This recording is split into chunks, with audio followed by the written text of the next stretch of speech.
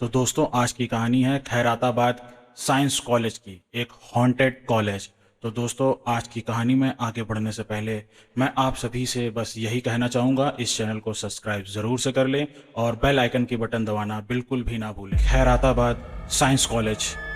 विशु और मैं कॉलेज के सबसे अफलातूनी लड़कों में से एक थे, जो ना बोला जाए वो सबसे पहले करने पहुंच जाते थे। इसलिए कॉलेज ट्रिप पर हैदराबाद आए हुए सारे स्टूडेंट्स में सबसे ज़्यादा मज़े भी वही दोनों कर रहे थे। उन्हें कई बार उनके सीनियर्स ने भी डांटा था कि कहीं ये बदमाशी उन्हें भारी ना पड़ जाए। भले ही अभी उनके कॉलेज का पहला साल ही था, मगर वो दोनों ही हर चीज़ एक्सपीरियंस करना चाहते थे। रात को वो दोनों बिना किसी को बताए अपने होटल से निकलकर एक वॉक पर चले गए। उन्हीं के होटल के पास एक बहुत बड़ी बिल्डिंग थी, जो एक खंडहर जैसी लग रही थी। उसके सामने ही एक चाय की छोटी सी दुकान थी। वो दोनों ही उस दुकान पर चाय पीने पहुंच गए। बातों बातों में विशु ने उस बूढ़े दुकानदार से पूछा कि हैदराबाद में देखने के लिए क्या खास है। इस पर उस दुकान वाले ने जवाब दिया कि घूमने को जो है वो उनको उनका फ़ोन ही बता देगा, पर साथ ही उसने कहा कि हैदराबाद में कुछ ऐसी भी जगहें हैं जहां जिनके आसपास भी उन्हें भटकना नहीं चाहिए, जैसे कि उनके ठीक सामने वाली वो सुनसान बिल्डिंग। यह सुनते ही विशु और मैं की दिलचस्पी और बढ़ गई। उन्होंने उस दुकान वाले को उकसाया कि वो ज़रा खुलकर उस बिल्डिंग के बारे में उन्हें बताए।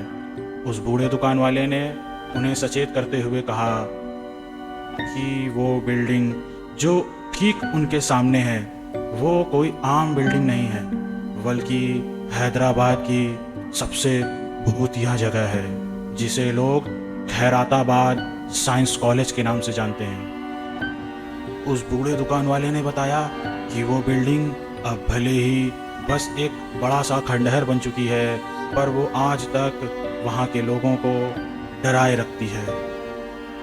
उस दुकान वाले ने बताया कि वो बिल्डिंग एक साइंस कॉलेज हुआ करती थी, जहाँ डेड बॉडीज़ पर मेडिकल रिसर्च भी किया जाता था। कहते हैं कि उसके बंद होने के बाद वहाँ से कभी वो डेड बॉडीज़ हटा ही नहीं गई, और उस कॉलेज के बंद होने के अगले दिन से ही वहाँ अजीबोगरीब चीज़ें होने लगीं। दुकान वाला बूढ़ा आदमी यह बात कहते ही मानो काँप सा उठा, जैसे उस जगह का जिक्र ही उसे डराने को काफ़ी था। उस दुकान वाले की बात सुनकर विशु और मैं की नींद उड़ चुकी थी। अब उस बिल्डिंग में जाए बिना उन्हें नींद नहीं आने वाली थी। उमय को लगा कि वह दुकान वाला उन्हें बस डरा रहा था, मगर जब उन्हें इस बिल्डिंग के बारे में उन्होंने ऑनलाइन रिसर्च किया तो उन्हें कई आर्टिकल्स मिले जो बताते थे कि वो जगह हॉन्टेड है, और कई आर्टिकल्स में तो वहाँ नहीं जाने की बहुत सारी वार्निंग्स भी थी। पर उमय और विशु ने वहाँ जाने की ठान ली थी। आधी रात के बीच विशु और उमय अकेले ही उस खैराताबाद साइंस कॉलेज की तरफ चल पड़े। उस पुरानी सी बिल्डिंग को चारों ओर से पेड़ों ने जकड़ रखा था।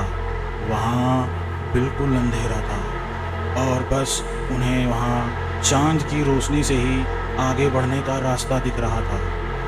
मैंने विशु से उसके फ़ोन के कैमरे को ऑन रखने को कहा, ताकि वह अगले दिन सुबह सबको दिखा सके कि वहाँ कुछ भी नहीं है। लेकिन जैसे ही वो उस बिल्डिंग की तरफ आगे बढ़े, अचानक ही चमगादड़ों का झुंड उनकी आंखों के सामने से गुजरा। विशु थोड़ा सा घबरा गया, पर मैं अभी भी मस्ती के मूड में ही था। तभी उन्हें पीछे से एक जोर की आवाज़ आई, ए कौन है वहाँ? उन्हें दिखा कि उस बिल्डिंग का गार्ड उन्हीं की तरफ दौड़ता हुआ आ रहा है। वह दोनों भी जल्दी से भागकर उस बिल्डिंग के अंदर घुस गए। बिल्डिंग के अंदर घुसते ही उन्हें एक बड़ा सा हॉल दिखा जो धूल मिट्टी से भरा हुआ था।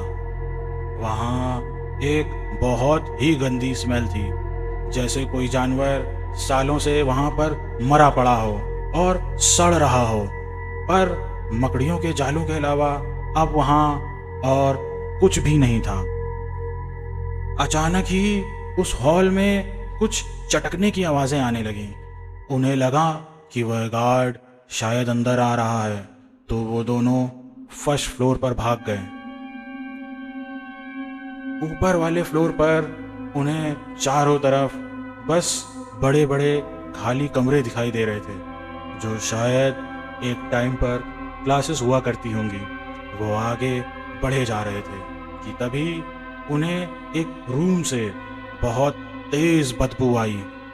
उस रूम के अंदर वो घुसे और घुसते साथ ही उन्हें लगा कि वो रूम कभी बायो लैब रही होगी, पर अब वो खंडहर से ज़्यादा और कुछ भी नहीं था।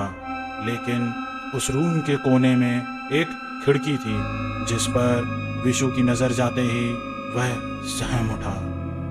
वहाँ एक लड़की कूदने को तैयार थी। विशु उसकी ओर उसे बचाने भागा।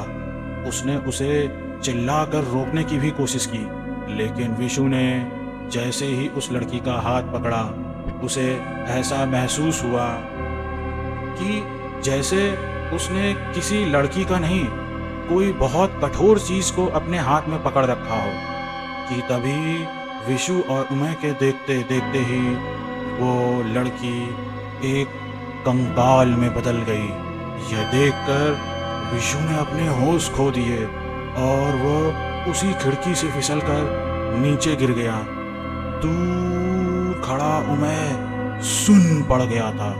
उसने विशु को खिड़की से गिरता देखा, मगर वह कंकाल अब भी वहाँ था। डर के मारे वह उल्टे कदम भागा, लेकिन जैसे ही वह पीछे मुड़ा, उसे कई सारे कंकालों ने घेर लिया था। वो किसी तरह वहाँ उस रूम से बाहर भागा और वह सारे कंकाल भी उसके पीछे पीछे आने लगे। तभी उसने देखा कि उस बिल्डिंग का गार्ड नीचे खड़ा है। उसने गार्ड को आवाज़ लगाई, लेकिन उस गार्ड ने कुछ भी रिएक्ट नहीं किया। वह उमय जो था गार्ड के पास भागता हुआ पहुंचा और उस गार्ड की जो पीठ थी वह उमय की तरफ थी। उमय ने जैसे ही उसके कंधे पर हाथ रखा, वह गार्ड पीछे मुड़ा और उमय की रूह कांप उठी। उस गार्ड का चेहरा जला पड़ा था और उमय के देखते ही देखते उसका चेहरा गलने लगा और उसके चेहरे की हड्डियां दिखने लगी। उमय ने ऐसा भयानक चेहरा आज तक अपनी जिंदगी में कभी नहीं देखा था। उमय उसे देखते ही चीख पड़ा और वहाँ से बहुत तेजी से बाहर भागा और बाहर भागते भागते उसी भूतिया बिल्डिंग के सामने गिर पड़ा। सुबह जब उमय और विशु के कॉलेज वाले उन्हें ढूंढने निकले, तो उन्हें उमय और विशु को कई सारी चोटों के साथ उस बिल्डिंग के पास ही बेहोश पाया। वे दोनों 3 दिनों तक हॉस्पिटल में रहे। जब उन्होंने सबको अपने साथ हुआ पूरा किस्सा बताया, तो उन्हें और भी कुछ चौंका देने वाली बातें पता लगीं।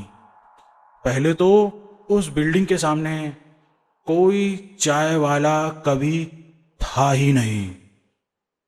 वो उस रात जिससे भी मिले वो शायद कभी एग्जिस्ट ही नहीं करता था। दूसरा ये कि खैराताबाद साइंस कॉलेज बंद होते ही जिस सिक्योरिटी गार्ड को वहाँ की देखभाल के लिए अपॉइंट किया गया था, उसकी लाश जली हुई हालत में कॉलेज के अंदर ही मिली थी। जरूर ही उमय ने उस गार्ड की आत्मा को वहाँ देखा था और वह दोनों वहाँ अकेले नहीं थे जिन्होंने उन कंकालों को देखा था। ऐसे कई और भी लोग हैं जिन्होंने वहाँ से गुजरते हुए उन कंकालों को चलते हुए देखा है।